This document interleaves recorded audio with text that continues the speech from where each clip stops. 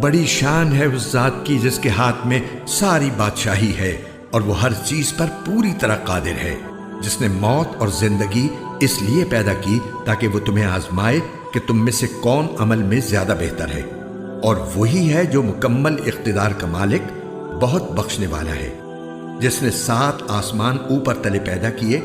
تم خدائے رحمان کی تخلیق میں کوئی فرق نہیں پاؤ گے۔ اب پھر سے نظر دوڑا کر دیکھو، کیا تمہیں کوئی رخنہ نظر آتا ہے؟ پھر بار بار نظر دوڑاؤ، نتیجہ یہی ہوگا کہ نظر تھک ہار کر نامراد لوٹ آئے گی۔